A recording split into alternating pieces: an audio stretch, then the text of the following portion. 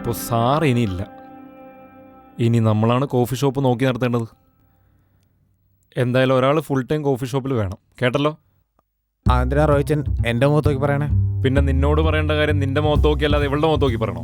എന്തിനാ എൻ്റെ മുഖത്ത് നോക്കി പറയണേ? കോഫി ഷോപ്പിൽ മുഴുവൻ സമയം നിൽക്കുന്ന ആളുടെ മുഖത്ത് നോക്കി പറഞ്ഞപ്പോൾ. അതാണല്ലോ നീയാണല്ലോ ഇനി മുതൽ കോഫി ഷോപ്പിൽ നിൽക്കാൻ പോകുന്നത്. പിന്നെ ഞാനങ്ങൂല്ല, ഞാൻ നിന്നാ ശരിയാകത്തില്ല റോയിച്ച. അല്ല, ഇവനെ ഏൽപ്പിക്കണോ? ഷോപ്പിലുള്ള എല്ലാ ഗേൾസിനും ഇവൻ ഫ്രീ ആയിട്ട് സർവീസും ചെയ്യും, അതോടെ പൂട്ടേണ്ടിയും വരും. അതെ, അങ്ങനെ എങ്ങാനും സംഭവിച്ചെന്ന് ഞാൻ അറിഞ്ഞ നിന്റെ കാര്യം പോക്കാം. പറയുന്നത് ഞാനാ. പപ്പയും അമ്മയും പോലും ഇതിനെക്കുറിച്ച് എന്നോട് ചോദിക്കില്ല, അറിയാലോ? ആ ഒരൊറ്റ കാര്യത്തിലാണല്ലോ റോയിച്ച എന്നെയായിട്ട് ഇവിടെ ഇങ്ങനെ പിടിപ്പിക്കുന്നത്. എടാ ടോണി, നീ ഇങ്ങനെ എടുക്കലേ? നിന്റെയും കൂടെ ആണല്ലോ ഈ കോഫി ഷോപ്പ്. അതാ ഇപ്പം എൻ്റെ ഏറ്റവും വലിയ പ്രശ്നം. വല്ല അനാഥനമായിരുന്നെങ്കിൽ തോന്നിയ പോലെ ജീവിതം അങ്ങ് ജീവിച്ച് തീർക്കായിരുന്നു. എന്ന തൽക്കാലം നീ അനാഥനല്ല. മര്യാദയ്ക്ക് ഞാൻ പറഞ്ഞ പോലെ രാവിലെ സാറ് എത്തുന്ന സമയത്ത് കോഫി ഷോപ്പിൽ എത്തിക്കൊള്ളണം, മനസ്സിലായല്ലോ? എത്തിക്കൊള്ളാമേ. എത്തിക്കോളം തോണ്ടാതിരുന്നാൽ ഭാഗ്യം. നിന്റെ കാര്യം അങ്ങനെ? ഞാൻ മറ്റന്നാൾ ക്രെഡിറ്റ് കാർഡ്സ് ജോയിൻ ചെയ്യും. ഈവനിങ് 5 o'clock വരെയാണ് എന്റെ വർക്കിംഗ് ആവേഴ്സ്. അത് കഴിഞ്ഞ് ഞാനും കാണും കോഫി ഷോപ്പിൽ. പിന്നെ ആനന്ദിന് ഓഡീഷനും ക്ലാസ്സില്ലാത്ത സമയത്ത് അവനും കാണും കോഫി ഷോപ്പിൽ, പോരെ? അല്ല, ഞങ്ങളെയൊക്കെ ഇങ്ങനെ ഓരോ പണി ഏൽപ്പിച്ചിട്ട് റോയിച്ചൻ എന്തിനാ ഇങ്ങനെ മാറിയിക്കണേ? റോയിച്ചൻ എന്താ പണി? നിന്റെ അടുത്ത് ഞാൻ പല പ്രാവശ്യം പറഞ്ഞിട്ടുണ്ട് എന്റെ കാര്യത്തിൽ കൂടുതൽ ഇടപെടണ്ടെന്ന്. പ്രാവശ്യം വിഷമിക്കണ്ട, ടോണി നിന്നോളും. ഇനി മുതൽ സാറുടെ സ്ഥാനത്ത് ഞാനും കാണും, അല്ലടാ ടോണി? വേണ്ട, അവനവൻ്റെ സ്ഥാനത്ത് നിന്നാ മതി, ഇങ്ങോട്ട് കയറണ്ട. അല്ല, അവനെവിടെ ആനന്ദ്? അവൻ രാവിലെ ഏതാണ്ട് ഓഡിഷൻ ഉണ്ടെന്ന് പറഞ്ഞ് പോകുന്നുണ്ടായിരുന്നു. ഇനി വൈകുന്നേരം ആ ചാൻസ് പോയിന്റെ വിഷമം കേൾക്കേണ്ടി വരുമല്ലോ ഈശ്വരാ.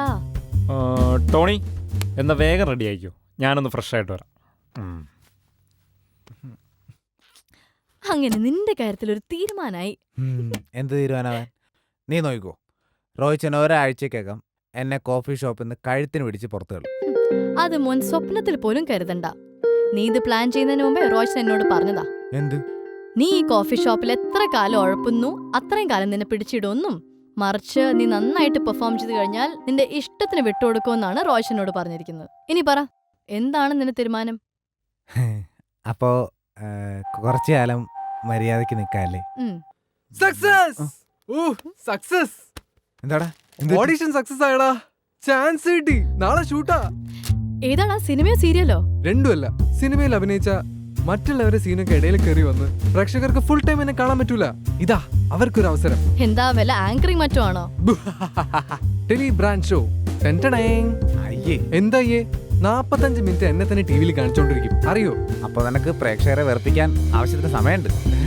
എടാ, ആരെങ്കിലും ടെലിബ്രാൻഡ് ഷോ കാണുവാടാ? എന്റെ പരസ്യ ഈ ലോകം മുഴുവൻ കണ്ടതല്ലേ, അതുപോലെ ഇതും കണ്ടോളും. എന്നാലും ഇത്രയും സമയം നിന്നെ കണ്ടോണ്ടിരിക്കാന്ന് വെച്ചാല് കുറച്ച് കഷ്ടം തന്നെ. അല്ല, ഏതാ പ്രൊഡക്റ്റ്? Super bungee. അതെന്തോ സാധനം? ഒരു തരം ഏലസ, ഏതാണ്ട് 8999 രൂപ വരും. അതുകൊണ്ടെന്താ ഗുണം? ഞാൻ ഡയലോഗ് പഠിച്ചിട്ടില്ല, ഒരുപാട് ഗുണങ്ങളുണ്ട്.